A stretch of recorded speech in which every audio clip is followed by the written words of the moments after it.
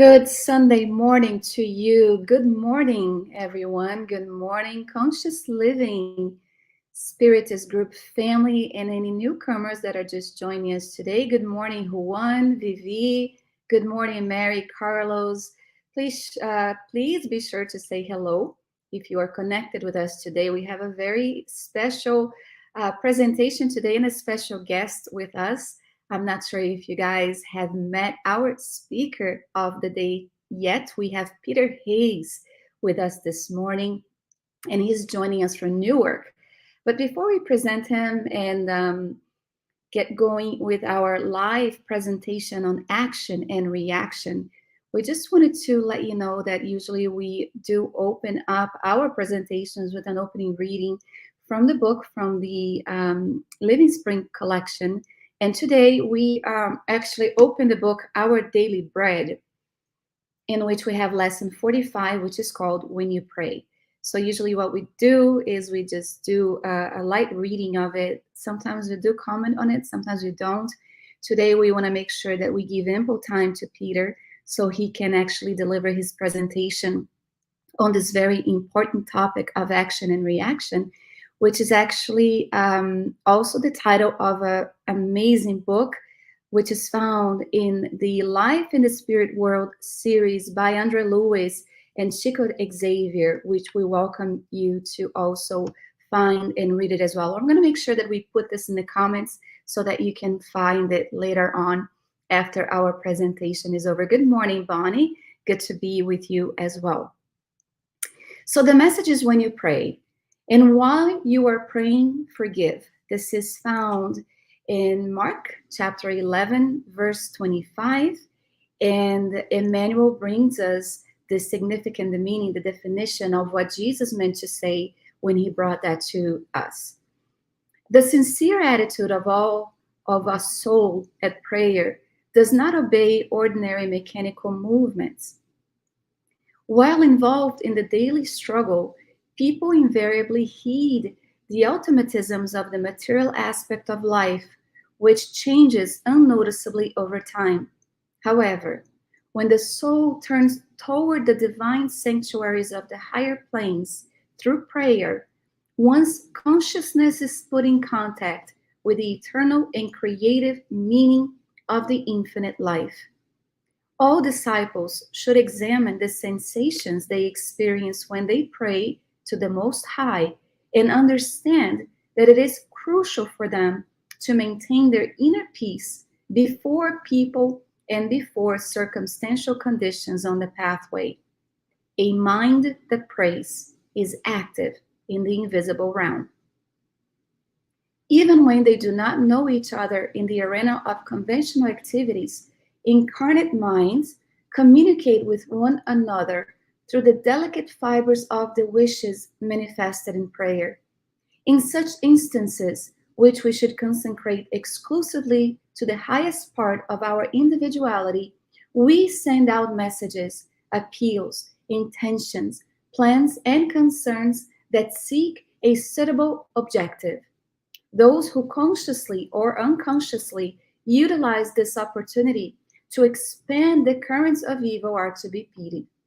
This is why Jesus, being aware of how rare guilt-free men and women are, offered this expressive plan of love to the benefit of every disciple of the gospel. And while you are praying, forgive.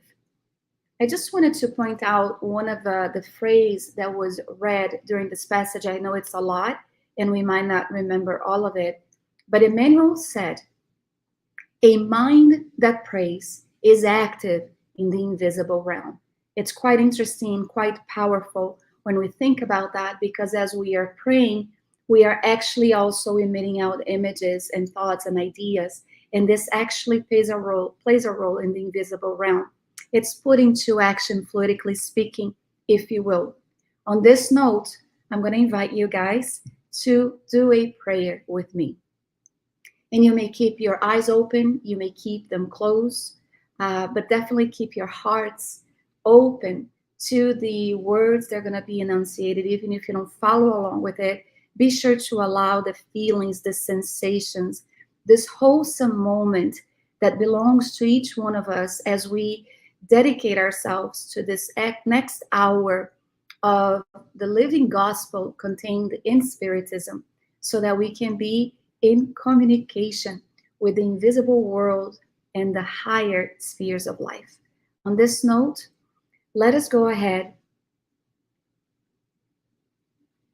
and start feeling the wholesome touch of our benefactors, spirit guides, our mentors, our guardian angels. And we think of our Master Jesus as we start to feel this feeling of serenity taking over our homes or wherever we might be. That it might not be just an exterior feeling, but something that we allow to truly, truly, truly reach deep within the pores of our souls. And we tell the benevolent spirits, here we are. In the name of our Master Jesus, assist us in assimilating the lesson that will be brought to us this morning. May it be that additional tool of knowledge that is going to inspire us today and throughout the week, as if receiving the nourishment that is going to sustain us for the day-to-day activities that is to start, for some today, for others tomorrow on Monday. May it be so powerful, the message that is contained in the teachings that are going to be brought by our friend Peter, that it may actually have an impact on how we observe life, that we may reflect on how we live our lives, on how we are making the most out of our times incarnated here on our planet, that we are making the time, the most of the time, with those that are placed immediately before us. May it empower us in understanding that for every action, there is a reaction. May it empower us to understand the great law of cause and effect, so that we can truly partake in the creation, in the formation, in the development of a better future, a happier one, a wholesome one. But for this, we know, dear Jesus and benevolent spirits, that alone it's going to be quite hard to get at the objectives of our existence, which is our spiritual progress and growth.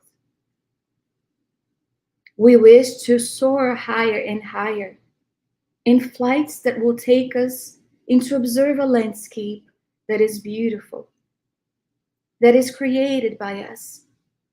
Yet we know that we can't make it without the winds of tranquility keeping us on a steady flight of observance of the divine laws. And for all of these that has been mentioned, we know that without you, dear Jesus, it is going to be impossible to jump higher than a flight of stairs from the ground. We ask that you bless our friend Peter Hayes, for we are grateful that he's taken the time to share with us his findings for this topic, that he is also a brother along the road of progress, trying to get to the own objective of his life and commitments and duties that have been imposed upon him due to the law of reincarnation, the law under which we are all truly guided. On this note, we also ask that you bless all of us listening at home, so that we might take the opportunity to think about our relationships with our families, our relationship with our friends, our relationship unto society. And we ask that you stay with us, opening the channels of communication so that we might feel the intuition shining through from our own spirit guides and guardian angels during this presentation, enabling, empowering, and guiding us. We ask this in your name, Dear Jesus, so be it. Very well. So I'm going to present Peter Hayes, who is with us this morning. Good morning, Peter. Good morning, Andrea. How are you doing? Good morning. Good. Thank you. So that to those of you that don't know Peter, I know that Mary knows Peter and Bonnie also, but some of us here in the South Florida area may not know him, and other places of the United States, wherever you might be listening. Peter is a worker of the Spiritist group Love and Light, beautiful name of this group in Newark, New Jersey. He's also a director of the United States Spiritist Federation, alongside with other directors that we have come to know in our channel here, Justara Korngold, Joan Korngold, Tanya, and others. And he's also a participant worker with the Tri-State Federation as well. And we don't need to say that Peter is also very active in doing these live presentations in the dissemination of Spiritism in other places as well in the United States. So we are very, very happy that you accepted the invitation to be with us this morning, Peter. Thank you, Andrea. Thank all of you from Conscious Living for having me as your guest. So, today I'm actually going to talk about the book Action and Reaction, at least parts of it. This book, which was first published in 1956, is the 9th book in the Andre Louise series, and it's about the subject of action and reaction. And the way that the book starts is that Andre and his associate Ilario are going into the lower zones, to Umbral, if you will, to a place called the Mansion of Peace. And they are there to, quote, study the karma of the Hindus. In other words, they specifically say karma, and they want to study what is action and reaction. The Mansion of Peace is described as being a little bit like a place that does exist, which is, they say, St. Bernard's monastery. And St. Bernard's Hospice is a place on the Italian and Swiss border. It's been there for almost 1,000 years. It was originally created as a haven for those who were traveling in the area because it was not safe, both due to the weather and also because there were people who would rob travelers and so forth. So St. Bernard's Monastery was a haven for people who needed help and assistance. Now, the Mansion of Peace in the lower zones does a similar thing. The Mansion of Peace is described this way. In the way that St. Bernard's Monastery is surrounded by snow, at least in the winter, the Mansion of Peace is constantly surrounded by darkness.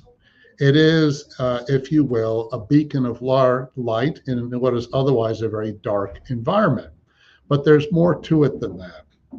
It's called the Mansion of Peace, but it's really described as a citadel, in other words, a fortress. And the reason it is there at all is because its purpose is to be a rescue place for spirits from the lower zones. So it's got a similar operation as No Solar. But once spirits are rescued from the lower zones into the Mansion of Peace, they then receive help and assistance. And then at that point, they will either reincarnate back into the physical world, or they may go to another part of the spiritual world where they can work further on their progress and then later reincarnate.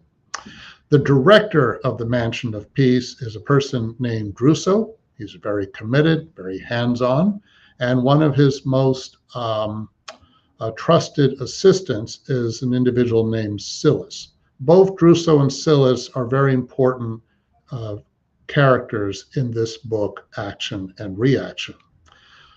Now, you might ask, why is it a citadel? And why is it described as being a place that has, quote, every kind of protection and defense imaginable? Well, they are in the lower zones. But there's also another point that's made early on in the book. Andre and Ilario are inside the Mansion of Peace. They're next to a window with Druso, and they're looking out, and they see beyond the Mansion of Peace, and they notice this very strange sight. they notice what is basically like a dark cloud, a dark substance. It's like a vortex and it's whirling around. And then Andre and Ilario look more carefully and they realize that actually this so-called water spout, dark water spout, is actually made up of several thousands of spirits that are interlocked to each other. And they're all tormented and they're gasping and they're pleading and crying for help. And it's this really unpleasant and kind of ghastly sight. And Ilario, the associate of Andre, who tends to ask very blunt questions, wonders why doesn't this mansion of peace, which is there to receive these poor spirits from the lower zones, just let them in and help them? But Druso, the director of Mansion of Peace, his response is revealing. He simply says, rescue is only truly meaningful for those who actually want to be rescued. And this, my friends, is a key theme to this book. The Mansion of Peace is heavily fortified because they are surrounded by spirits that are very rebellious. These are not just spirits in the lower zones that have engaged in wrongdoing. These spirits, many of them are the worst of the worst. They're the ones that have committed all kinds of crimes. And occasionally, some of them seek help and they come into the Mansion of Peace, but many of them would not. Later in the book, Silas elaborates a little further on this point because he points out that there are thousands of spirits in this area of the lower zones that are kind of haphazardly, they're victims of their own insane and gloomy thoughts, as he puts it. And therefore, they may go through this period of being locked into these gloomy and obsessive compulsive thoughts. It may last for a few days, it could be weeks, months, years. But whatever their situation, they are almost entrenched at the moment. They are entrenched in this state of rebelliousness. So Silas points out that if they were to open up the Mansion of Peace and allow all these suffering spirits to come in, these suffering spirits are not really ready to change. Therefore, they would overrun the Mansion of Peace and they would quickly undermine it. So one of the things they do is they try to help some of these misguided brothers and sisters, either by allowing some of them to come in when they're ready, but also they will go out into the lower zones and find ways to help some of them to the extent that they can. It's not an ideal setup. They would rather be able to have more come in on a regular basis, but they have to protect themselves. This place is really on the front lines, if you will.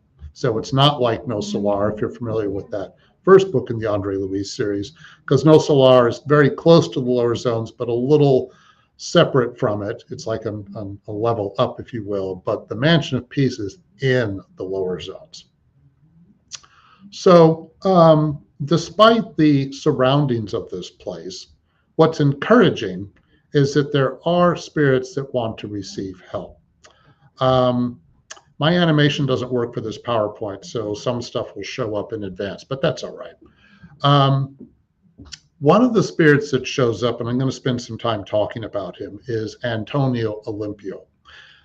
There's a moment early in the book where Andre and Ilario with Druso, the director, and this spirit is brought in from the lower zones. He's brought into the Mansion of Peace for the first time. And his name is Antonio Olympio. And Andre looks at him and he is almost unrecognizable. He kind of looks like he got hit by a car. And he's very tormented. And they finally get him to relax a little bit. Druso's consoling him and counseling him. And Antonio Olympio finally is able to speak. And he tells us what happened to him. And he basically says, I'm a murderer. And what happened was this. Antonio Olympio and his two brothers inherit a large amount of land, a large estate, plantation in Brazil from their father. Now, Antonio Olympio sees the profit motive in this place, and he starts having all kinds of ideas. But his two brothers are not so interested in really doing very much with this land. This drives Antonio Olympio crazy. And all he can do is, as he says here, I convinced myself that I could only be happy if I killed my brothers. So one day, Antonio Olympio says to his two brothers, let's go check out the lake that we have, because on their large property, they have this really huge lake. And they go out on this lake. But before they go out, Antonio Olympio slips tranquilizers into drinks for his brother. So they're out on the boat. His two brothers feel the effects of the tranquilizers. They feel sleepy. And Antonio Olympio deliberately goes to the deeper part of the lake. Then he deliberately flips the boat over. The three of them plunge into the water. His two brothers are pleading for their lives. They can't save themselves. Antonio Olympio holds on to the boat that flipped, waits, and his brothers eventually drown. The minute this happens, Antonio Olympio feels a little guilty, but at the same time, he can compartmentalize his feelings. He swims back to shore, convinces the authorities that it was an accident, and the land, all of this land belongs to him, his wife Alzira, and their infant son Luis. Antonio Olympio becomes wealthy, and he becomes a prominent citizen in the area. He got away with murder. Well, not really. Meanwhile, his two brothers in the spirit world become very skillful obsessors, and they are determined to get revenge on him and his family.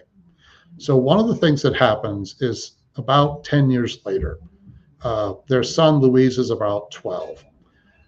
Antonio Olympio's wife Alzira begins to get very sick, and she becomes so sick she's kind of delusional. And to make a long story short, she can't stand it any longer, and she throws herself into the lake and drowns. And Antonio is back and forth. On the one hand, he got away with murder, he's enjoying his life, but not really, because sometimes he feels guilty about it. And sometimes he feels like there's maybe just maybe his two brothers are around in some way, but he doesn't really understand how or why. He just has this feeling. Well, eventually Antonio Olympio discarnates. His son takes over all of the property.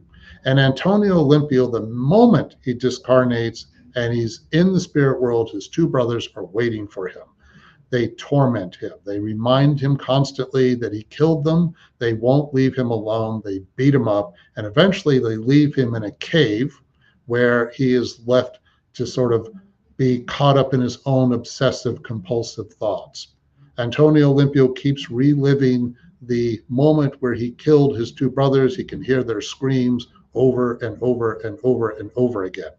Well, eventually he gets rescued, and now he's in the Mansion of Peace.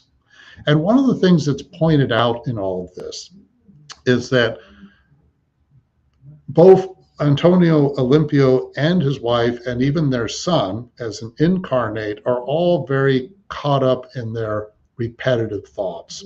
And this is an important theme to the book, Action and Reaction. There's a lot more to this thread of the storyline, which I won't get into, but basically Andre and Ilario, his associate, with Silas, the assistant of the Mansion of Peace, Druso's assistant, try to help the two brothers. And they spend a lot of time, they visit the property where Luis is the son of Antonio Olympio, who's become very greedy and keeps thinking about how he can scam and scheme other people out of their lands and acquire more wealth for himself. But meanwhile, emotionally and physically, he's deteriorating. So there's a big effort to try to clean up and help this family. I mentioned also, and I'll just say this very quickly, Antonio Olympio is described when he first arrives at the Mansion of Peace as being disfigured. And Andre realizes his paraspirit is so disfigured that he was almost unrecognizable. So very quickly, I'm just going to do a little Spiritism 101 here. You're probably familiar with this, I'm guessing, but here it goes. If you look at question 135, the Spirits book tells us that the paraspirit is the bridge between the spirit and the body. The word paraspirit comes from the word parasperm, which is the outer membrane of a seed. And it is the innermost envelope of the spirit that unites the soul with the body, as I just mentioned. But the other thing that can happen with the paraspirit is that our actions, whatever they may be, can affect our paraspirit. So Antonio Olympio's actions, the torment he goes through, his thoughts, the deeds he carried out, all has marked and disfigured his paraspirit, not permanently, but at the very moment that he's brought into the mansion of peace, he's got some work to do. He has to be able to try to clean this up. Now, again, an important theme in this book is the effects of thought. And a little later in the book, Silas is explaining the difficulties they're up against as the Mansion of Peace in the lower zones, but also what all spirits often go through when they've engaged in wrongdoing. He said, in fact, we aren't even close to understanding all the creative and agglutinative power contained in simple thought. And that is why we must do all we can to free human beings from the expressions that they go through. Okay, so he is talking about the speed at which thought, it's like this. We have a thought in the spirit world, and we put the thought goes out and around and it comes back, and the effects of it can be even more intense. And this, depending upon the nature of the thought, and certainly this is a reference to the spirits in the lower zones that surround the Mansion of Peace, these spirits entrap themselves in thought. So the way Silas explains it is that when we dwell on the voice of darkness, in other words, we have these obsessive compulsive thoughts, we exteriorize them and they return to our mind, and they start to help, they keep us in a cage, if you will. We start to create a world of our own in which the reality we experience is a reflection of the thoughts that we're having. As I mentioned before, Action and Reaction was published in 1956. So this was the time when television was starting to become more widespread. And they used the analogy of television to demonstrate the speed at which thought can transmit.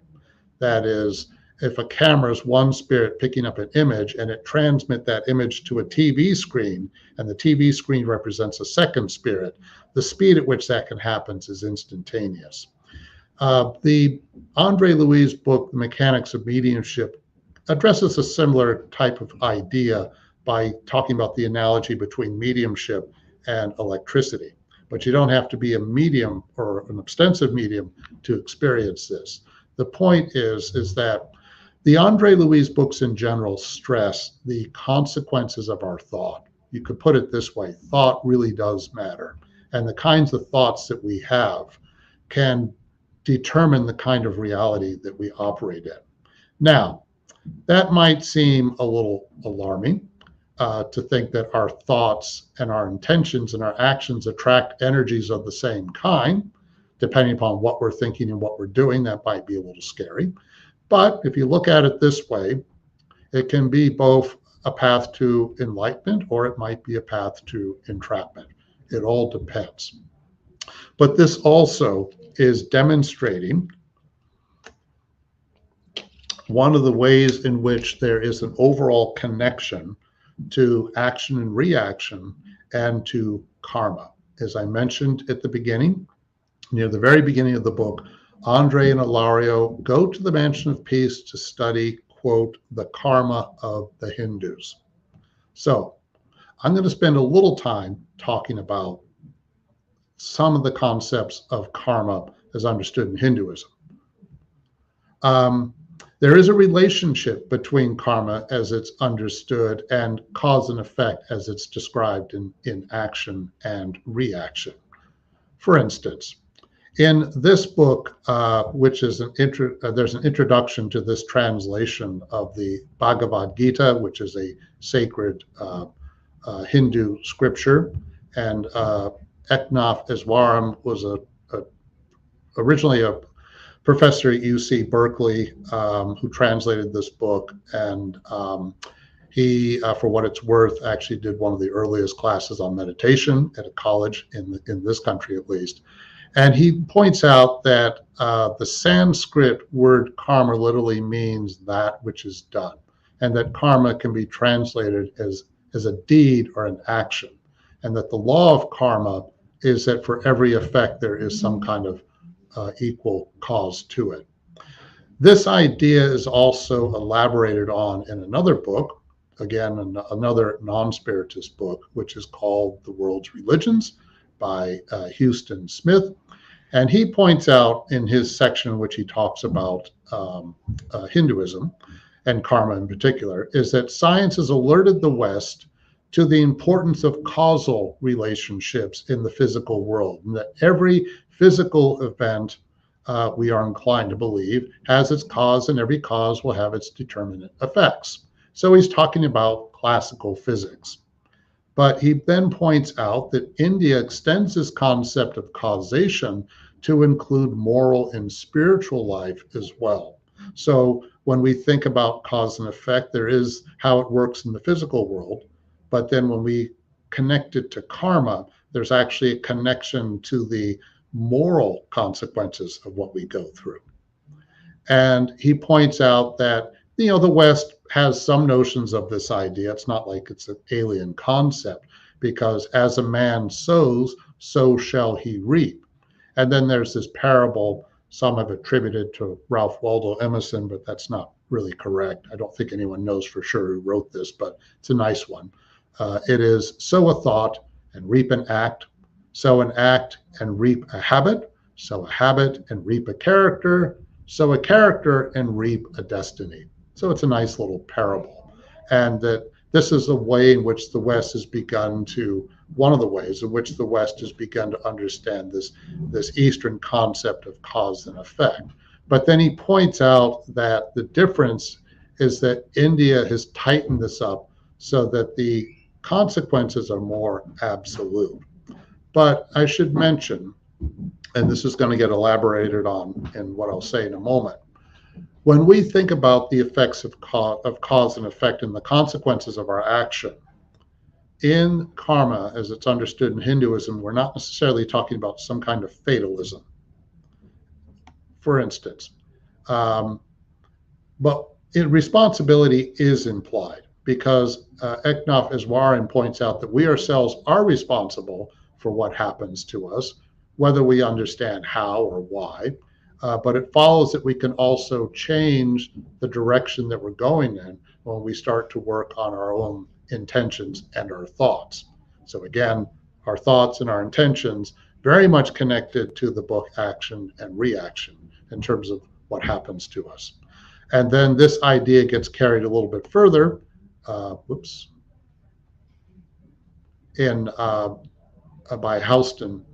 Houston Smith, who says that karma implies that we have complete responsibility, and that might be something that people often rebel against, because we sometimes have a tendency to want to locate our problems outside ourselves. I'm a victim. It's the system that's messing me over. I'm a victim of the system. But as Houston Smith points out, Hindus see this attitude as rather immature and childish. In other words, when we talk about karma, when we talk about understanding the reaction to the action that we're going to, there is a very strong hint here that we have to learn to take responsibility for the things that we are doing. Sometimes people want to do that, and sometimes they don't. As I mentioned before, many of the spirits that are surrounding the Mansion of Peace in the lower zones are spirits that do not want to take responsibility for their behavior. And so they will go through the suffering that they are going through until they finally reach a point where they're willing to change that attitude. But the other important thing here to think about is sometimes people think of karma, as Eknath Iswaran points out, that sometimes it's considered punitive, that we're sort of getting our just desserts. And he says, well, that may be accurate enough, but then he says something very important here. He says it's much more illuminating to consider karma as an educative force whose purpose is to teach the individual to be in harmony with Dharma, that is, not to pursue selfish interests at the expense of others. And that it's therefore essential that we learn how to think further about not only the consequences of our behavior, but that we learn to be in harmony with, as he says, Dharma. So what's Dharma? I'll try to quickly explain it. There was this wise old sage who's on the Ganges River in India, and he's contemplating the water in front of him. And this wise old sage sees a scorpion, and the scorpion is drowning in the water. So the sage reaches in to pick up the scorpion to rescue it, and the scorpion stings him. And the sage shakes his hand and drops the scorpion back into the water. A little bit of time goes by, then the wise old sage sees the scorpion still drowning, so the wise sage reaches in, picks up the scorpion again, and yes, the scorpion stings him again. And there's somebody observing this and says, Master, why do you keep trying to rescue this scorpion? He's only going to sting you. And the wise old sage replies, it is the dharma of the scorpion to sting me, but it is my dharma to rescue him. So the idea of dharma is, what is our real nature? Who are we really? Well, the answer is it depends on where we are in our spiritual progress. Our dharma may be very primitive, may be obsessive compulsive. It may be that we're rather barbaric in our behavior, or our dharma may be that we're more spiritually involved. We've embraced the teachings of Jesus. We make love and compassion the foundation of our lives, and so forth.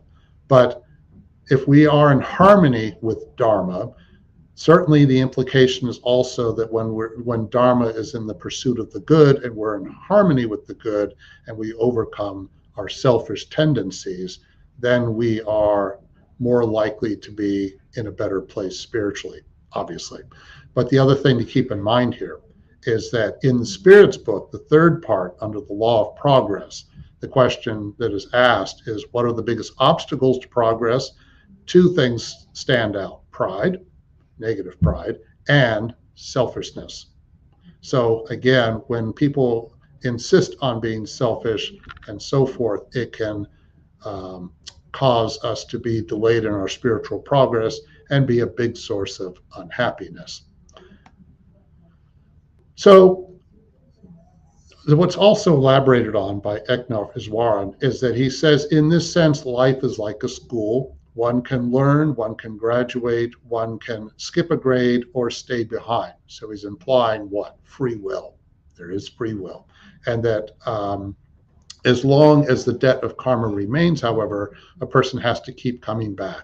And so the more we have to come back and start to learn and progress, we'll be in the cycle samsara, cycle of birth and death and rebirth, until we eventually learn the lessons that we need to learn.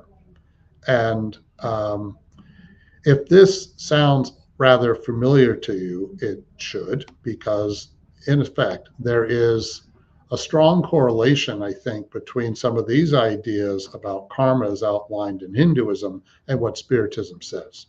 So one could say that in a way, Spiritism is certainly Christian-based and embodies the teachings of Jesus, but it certainly is also drawing from elements of Hinduism, among other sources.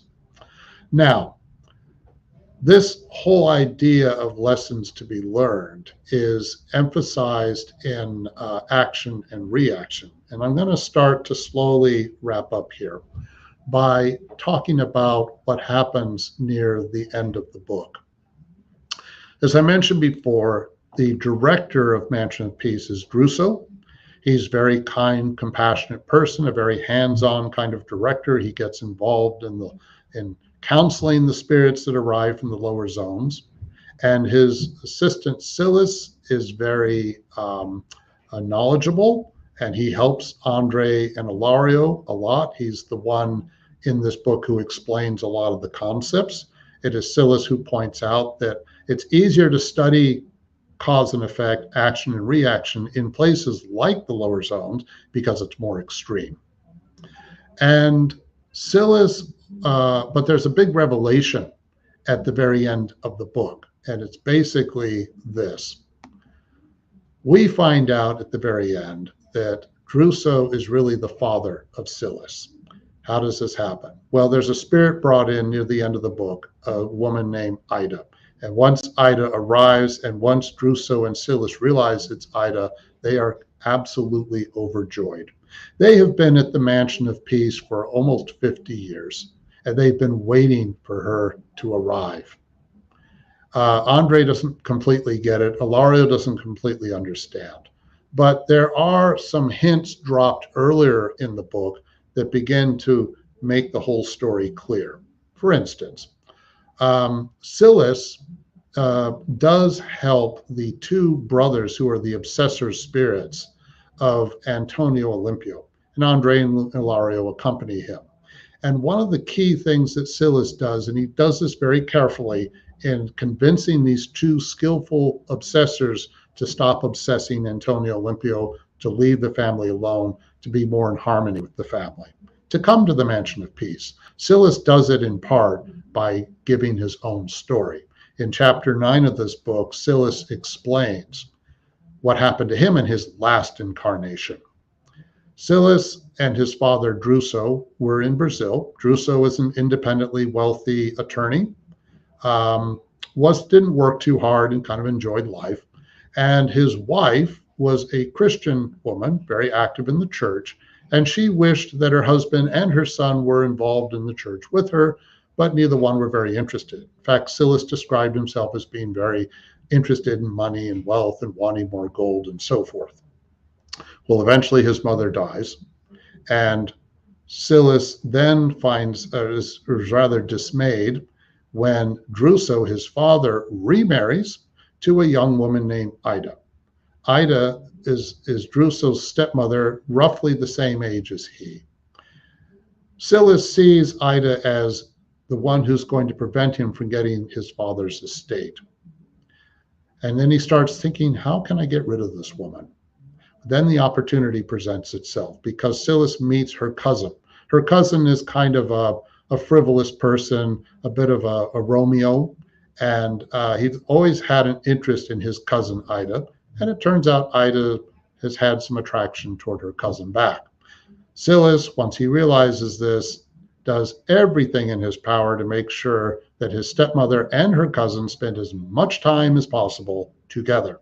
This goes on for about a year, and then eventually she gives in to her impulses towards her cousin, and they start having relations. Silas goes to his father, Druso. Druso, who's now in his 60s and is having some health problems. Silas tells his father, do you know what Ida's doing right now? And Druso does not believe him. So Silas deliberately takes his father to where his stepmother is in bed with her cousin. He catches them. He can't believe it. She's upset. Her cousin gets out of there fast. And she feels humiliated and angry, and she goes into her bedroom and stays there. 2 weeks later, she passes away. Now, Druso admits to Silas on his deathbed, just before he disincarnates, that he actually poisoned her, and that's why she died 2 weeks later. It was assumed that she had passed away because she was distraught about, being discovered and committing adultery. So Druso feels very guilty. Well, Silas winds up with his father's estate, but he didn't intend to kill his stepmother. And he really begins to feel very guilty and disturbed by this. So once he has all this wealth that he wanted from his father, it doesn't sit well with him. He's not happy. He tries to travel. It doesn't work. He finally comes back to Brazil. He starts having health problems himself. And then one day, his stomach is bothering him so much, he takes what he thinks is bicarbonate soda, but it turns out to be arsenic, the poison, and he dies. Some assume that he committed suicide. Well, Silas describes that in the spirit world, he suffered for quite a while, but eventually friends of his father rescued him, brought him to the Mansion of Peace, and then he and his father became prominent in the running of Mansion of Peace. But all of this is very significant because one of the things that demonstrates is that the Mansion of Peace is a little bit like Alcoholics Anonymous. Alcoholics Anonymous is a support group that helps people to recover from alcoholism, but it's run by individuals who are themselves alcoholics, people who are able to achieve their sobriety, but who understand that it's a constant effort to stay sober. So the Mansion of Peace is operated by Druso and Silas, who are not saints. And this is key because they make a lot of progress in their time in the spirit world, which is wonderful. But it's not like they're some highly developed, advanced spirits, despite how they come across through much of the book. And again, the point is that, and it's a very revealing point about this book overall, is that we don't have to be saints in order to do a lot of good. The key, though, is that we have to be willing to change and be willing to take responsibility for our past. When we're willing to take responsibility, then we can begin that slow road of transformation. It's not going to happen overnight, but when we do take responsibility, again, it's an easy thing to understand. It's not so easy to actually carry out in our lives, and that's the point. And so I'm going to wrap up by sharing with you this nice little quote.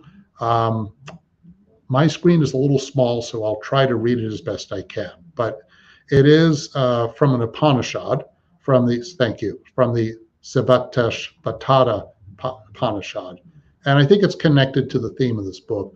Those who act without the thought of personal profit and lead a well-disciplined life can, in course of time, the divine that all forms of life are one and they work in the service of the Lord, and that we can be freed from the law of karma. In other words, when we start to move through life in which we're not just thinking about ourselves, we start to think about the well-being of others around us, and we start to help ourselves. And we do it selflessly. We don't have any hidden agendas or anything like that. Then we begin to put ourselves more on a path of personal liberation and eventually free ourselves from the law of karma, from the law of action and reaction, if you will, at least not to experience it in the very severe ways that we see multiple examples of in this book, Action and Reaction. Again, it's a process that takes a while. I'm going to wrap up and just say I highly recommend you read this book. It's got a lot more going on. There are multiple examples of spirits that are going through all kinds of consequences, and the nature of what they're going through is very revealing. And that is it. Thank you very much for your attention. Wonderful, Peter. Thank you. Thank you so much. Yeah, I agree with you. This book really, I mean, even if we had 2-3 hours, it still would be impossible to extract all of the interesting lessons contained in this book. As a matter of fact, the entire series. Mm-hmm. You mentioned at the beginning it's the 9th book in the series, and there are 13 books. If I'm not mistaken, it's the 9th, yes. Mm-hmm. Yeah, so it kind of goes in sequence, and we see Andrea Lowe's growth and see him learning new things as well, and bringing us a lot of content. So we encourage you, if you don't like to read, try to make it a habit, because it's a really great series that we have before us, the Spiritist literature. Absolutely. So if I can take a little bit more advantage of you and your presence, if I can ask you to do our final prayer. Okay, certainly. If we are able to, let us close our eyes. We thank you, dear God, for your love and your kindness and your presence in our lives. We thank you, dear Jesus, for your teachings, for your compassion and support. May all of us do our best each and every day to be in fraternity with one another, to be in harmony with our higher selves. May your light, dear God, spread to all. May all of us each and every day look for the opportunities that we have in front of us to be in harmony with the good. May we do our best to use our free will wisely. May we use discernment. May we try to understand what goes on in front of us before we react. And may we look for opportunities to help others and to be at peace with the good and to make spiritual progress the cornerstone of our lives. We thank you, dear God, for this blessed day. We thank you, dear God, for this blessed opportunity that is our lives. Amen. Thank you so much. Thank you, Peter, once again for joining us. And thank Thank you you. all for having been with us also this morning, and participating with your comments and your loving vibrations as well. Our Spirit Centers, a lot of you guys have sent me a message. We are still battling it out with the city for zoning and occupancy. So we'll keep you posted on that. Please pray for us. And don't forget our Wednesday Missionaries of the Light classes that we have every Wednesday at 7 p.m. Anyone is more than welcome to join us. And until next Sunday, see you then.